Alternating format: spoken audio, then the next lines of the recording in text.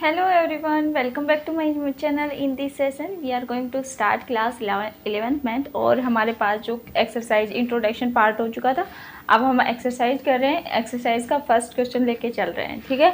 तो क्वेश्चन में क्या है कि which of the following are the sets, हमें बताना है कि ये जो नीचे है ये सेट्स हैं, डेफिनेशन दे रखी है, इसमें भी बताना है कि सेट्स हैं या नहीं है। जस्टिफाई योर आंसर, और आप अपने आंसर को जस्टिफाई करके बताओ, ठीक है। तो फर्स्टली तो मैंने ये सेट की डेफिनेशन बताई थी, collection of well defined objects, ठीक है।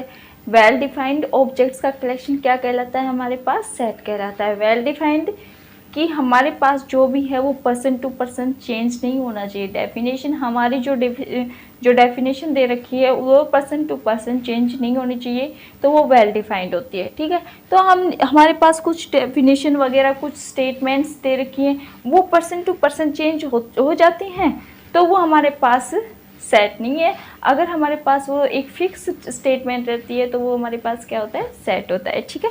तो हम देखते हैं, ठीक है। इजली कलेक्शन किया जा सके, the collection of all months of the year beginning with the letter J, okay.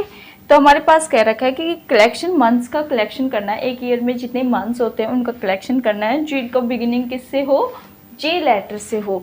तो जे लेटर से कौन कौन से होते हैं, एक तो जनवरी होती है, ठीक है, फिर क्या आती है, जून आती है एंड जुलाई, ओके, इतनी। तो ये इजिली काउंटेबल है। आप किसी से भी पूछ लो, इसकी डेफिनेशन यही है, ओपिनियन क्या स्टेटमेंट यही रहनी है, फिक्स रहनी है कि जो जे लेटर से मंथ स्टार्ट होते हैं वो कौन कौन से होते हैं, जनवरी, जून एंड जुलाई। तो ये क्या है, हमारे पास सेट है, ठीक है। द कलेक्शन को हम इजिली वेल डिफाइन कर सकते हैं, इसलिए हमारे पास ये फर्स्ट क्या है, सेट है, ओके। एंड सेट की डेफिनेशन आपको पता है, ठीक है। एंड सेकंड पार्ट है हमारे पास, the collection of 10 most talented writers of India, ठीक है। अब हमें कलेक्शन करना है जो मोस्ट टैलेंटेड राइटर हैं इंडिया में, उनका कलेक्शन करना है। अब यहाँ पे आके कन्फ्यूजन सा हो जाता है, क्योंकि यहाँ पे हर किसी की ओपिनियन ना सेम टू सेम नहीं होती, ठीक है, फिक्स नहीं होती ओपिनियन, मतलब ओपिनियन डिफरेंट होती है, ठीक है। तो यहाँ पे आके हमारे पास सेट का कलेक्शन नहीं किया जा सकता, क्योंकि हम एक पर्सन से पूछेंगे तो वो अलग राइटर्स के नेम लेगा, सेकंड पर्सन से पूछेंगे तो वो अलग राइटर का नेम लेगा, ठीक है। यहाँ पे सबकी डिफरेंट डिफरेंट ओपिनियन आ जाती है, तो यहाँ पे क्या हो जाएगा, हमारे पास ये नोट सेट होगा, ठीक है।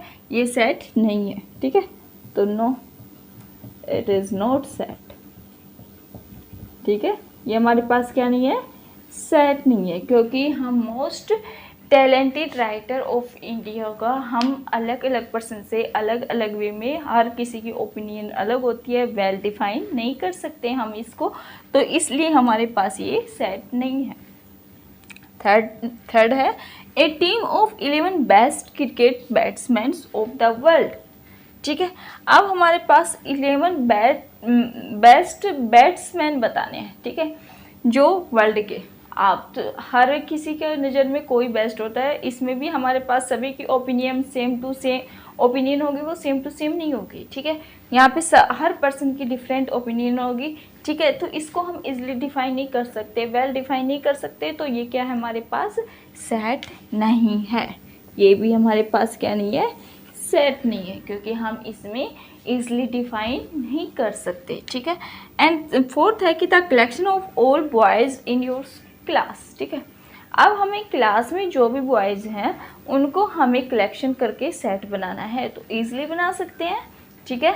हमारी क्लास में जितने बच्चे हैं हमें पता है कि इतने बच्चे हैं, इसमें से इतनी लड़कियां हैं, इतने लड़के हैं, ठीक है। तो हम उन लड़के और लड़कियों का रेशियो भी देख सकते हैं, और ईज़िली हम उसको बॉयज़ को काउंट भी कर सकते हैं। वेल डिफाइंड सेट है, ठीक है, इसको ईज़िली वेल डिफाइंड कर सकते हैं, तो ये हमारे पास क्या हो गया, सेट हो गया, ठीक है। एंड अब आ गया हमारे पास the collection of all natural number less than 100, ठीक है। अब हमारे पास कलेक्शन करना है नेचुरल नंबर का जो लेस देन 100 हो, यानी कि इजीली काउंट कर सकते हैं नेचुरल नंबर। एक तो हमारे पास दे रखा होगी सेट ऑफ नेचुरल नंबर, तो वो इनफाइनाइट तक जाता है, ठीक है, उसको इजीली डिफाइन नहीं कर सकते। लेकिन हमारे पास एक एंडिंग पॉइंट दे रखा है कि 100 से जो हमारे पास लेस है ना, उनको नेचुरल नंबर, ठीक है। तो हमारे पास इजली लिख सकते 1 2 3 4 5 6 7, जो हमारे पास 100 से 99 तक का हम इजली लिख सकते हैं, तो इजली सेट बना सकते हैं। तो ये वेल डिफाइंड है, तो ये हमारे पास क्या होगा, सेट होगा। ठीक है, मेरा इंट्रोडक्शन पार्ट इसलिए करवाया जाता है ताकि आपके माइंड में जब क्वेश्चन करने लगो तो आपके माइंड में अच्छे से सेट हो। और मैंने इतनी अच्छे से सेट की डेफिनेशन बताई थी, शायद ये क्वेश्चन आपको बहुत इजी लग रहे होंगे अब। ठीक है, एंड अब आगे जो हमारे पार्ट्स हैं उनको करते हैं। ठीक है, अब हमारे पास नेक्स्ट पार्ट है कि ये collection of novels written by Munshi Premchand. Munshi Premchand के द्वारा जो नॉवेल्स लिखी गई हैं, उनका रिटन की गई है, उनको हमारे पास एक सेट बना सकते हैं या नहीं बना सकते, बना सकते हैं इसलिए क्योंकि एक मुंशी प्रेमचंद की जो भी नॉवेल्स हम इजली एक सेट बना सकते हैं, वेल डिफाइंड है, तो ये हमारे पास क्या होगा, सेट। ठीक है, क्या होगा, ये हमारे पास सेट होगा, क्योंकि हम मुंशी प्रेमचंद की जितनी भी नॉवेल्स हैं रिटन की गई है मुंशी प्रेमचंद के द्वारा, उनको इजीली वेल डिफाइंड कर सकते हैं। यानी कि इसकी डेफिनेशन कोई मुंशी प्रेमचंद की जो लिखी हुई स्टोरी को कोई नहीं चेंज कर सकता, यानी कि statement person to person change नहीं हो सकती। ठीक है, तो हमारे पास ये क्या होगा, वेल डिफाइंड होगा। ठीक है, वेल डिफाइंड होगा, तो ये हमारे पास क्या है, सेट है। ठीक है, एक collection of questions in this papers, अगर हमारे पास कोई पेपर है उसमें हमें ये पूछा गया कि उनका कलेक्शन करके सेट बनाओ, तो ईजिली कर सकते हैं हम। हमारे पास क्वेश्चन पेपर है, उनके सभी क्वेश्चंस का कलेक्शन ईजिली कर सकते हैं। ठीक है, तो ये हमारे पास ईजिली वेल डिफाइंड है, तो ये हमारे पास क्या होगा, सेट होगा। ठीक है, सेट होगा। अब हमारे पास लास्ट पार्ट है, एक collection of most dangerous animals of the world. ठीक है, अब हमें जो वर्ल्ड में जो मोस्ट डेंजरस एनिमल्स है ना, मोस्ट डेंजरस एनिमल्स हैं, उनको कलेक्शन करके सेट बनाओ, तो ये वेल डिफाइंड नहीं है बच्चा, क्योंकि यहाँ पे सभी की नज़र में, किसी की नज़र में कोई एनिमल्स होता है वो डेंजरस होता है, तो यहाँ पे हम जज नहीं कर सकते। यहाँ पे हर पर्सन की ओपिनियन अलग अलग होती है, डिफरेंट होती है, इसलिए यहाँ पे ये क्या हो जाएगा, नॉट वेल डिफाइंड होगा, और ये हमारे पास क्या होगा, सेट भी नहीं होगा। ठीक है, तो ये हमारे पास क्या था, फर्स्ट क्वेश्चन था। फर्स्ट क्वेश्चन में क्या था, हमारे पास सिर्फ इतना बताना था कि ये सेट है या नहीं।